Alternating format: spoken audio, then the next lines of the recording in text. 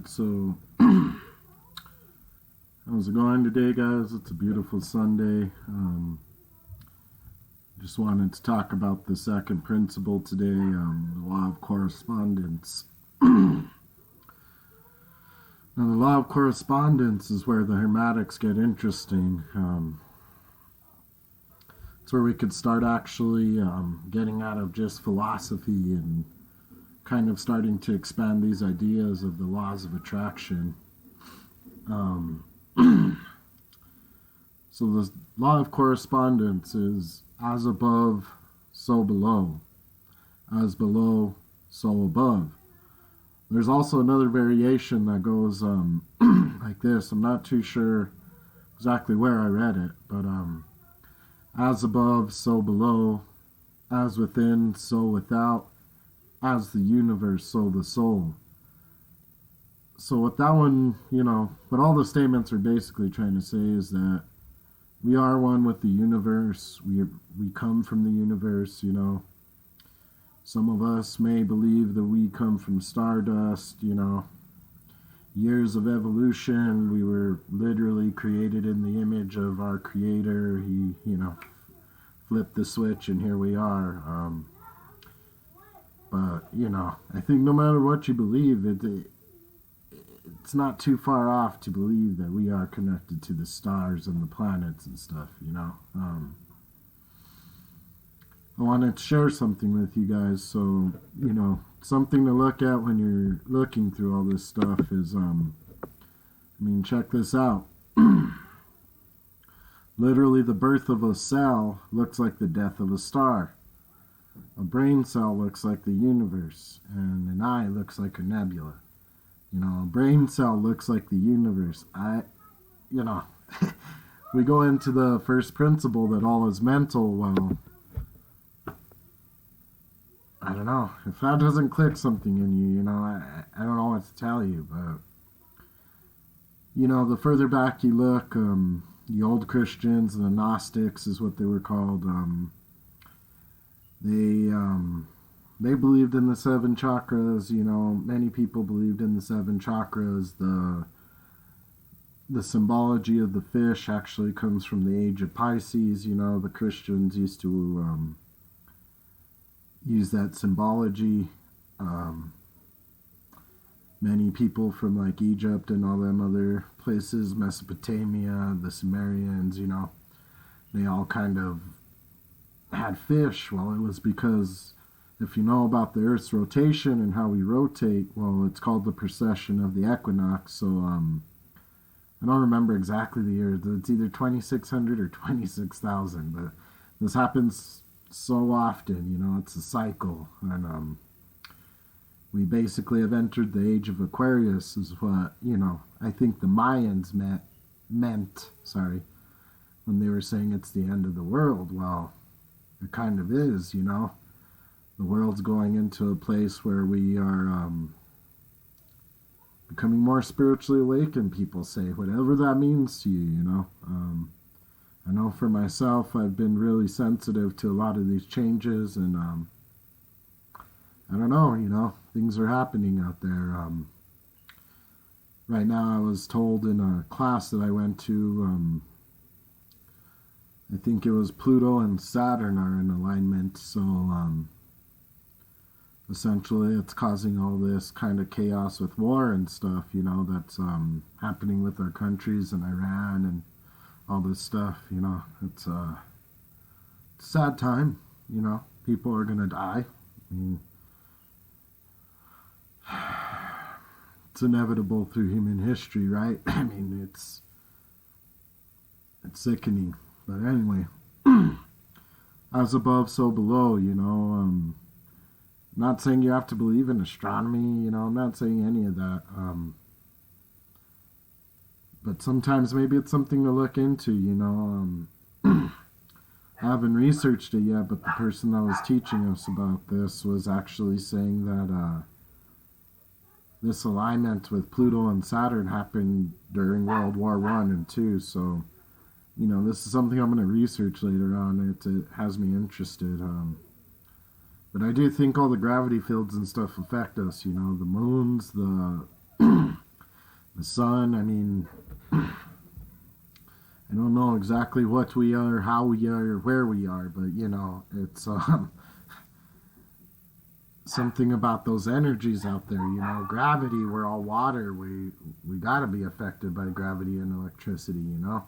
We're big magnets too. When you really understand the science of a human, depending on which science you're looking at, though, you could look at Newtonian, or you could definitely go quantum physics, which once you go quantum physics and you start understanding that stuff, it's ununderstandable. But everything is connected. We're connected to the universe. Maybe paying attention to the stars and everything else is important. Maybe it's something we need to do. But it's definitely where it starts. Different alignments and retrogrades, they say, could put you in different moods. I don't know how much to believe in that, how much to give that power, but I do fully believe that I come from the universe. I truly believe that many planets and stars had to be destroyed and created, and even when Earth was born, it took us years to get here to manifest this consciousness. The law of correspondence talks about the planes of the physical, mental, and spiritual. So when you think about those, well, we all know about our physical selves, but I don't know. For myself, I would talk about society, but that's not my place. I know I was losing my mentality. I was just into social media too much. I was just not that it's a bad thing. I ain't saying social media is bad. I'm just saying it kind of starts taking over. That means anything to anybody, but and it just comes back to everything that I believe, because it took so many chances, so many different things had to happen for me to be here. I don't think somebody waved wand, and even if that, if we are only 2,000 years old, and God created us like that, this is man, a lot of things still had to happen for my birth to happen, and even at that, whatever God created us out of, must have been stardust, or like they were saying in the first principle, it's just a mental image or something. But yeah, as above, so below. The planes of the mental, the physical, and the spiritual, don't forget, all is mind. Your thoughts really do create things. Many people have said, be careful with your thoughts. They create, I can't remember, feelings or something, and, the intentions create whatever. But, everything does essentially come from a thought. Whether you're right or wrong, you're usually right. I mean, whether you think you're going to succeed or fail, I think Henry Ford said it. Whether you think you succeed or fail, you're usually right. I mean, it's without the thought, you can't make anything. And then you start to think as above and below. Well, some of you might not think that the little change you make within yourself can affect the universe, but it has to start with us. We're all just glowing lights, and we're all just stars in ourselves. We're the more I've studied this, the more I start to see myself as just light. It's hard for me to see myself in this physical body anymore. I understand it. I respect it. I've done so many changes, like becoming a vegetarian, not really wanting to. It just, things have happened, but now I start to see myself as more of a infinite ray of light, which, if I'm just the thought of something, well, I am already infinite, and then you start to understand a little bit of that Eastern philosophy, how there is no such thing as death, which is, for me, I'm still trying to wrap my head around, but, it kind of makes sense. It's essentially the death of our human body, but that's not the death of us. I mean, and even if it is, I mean, there's not much we could do, but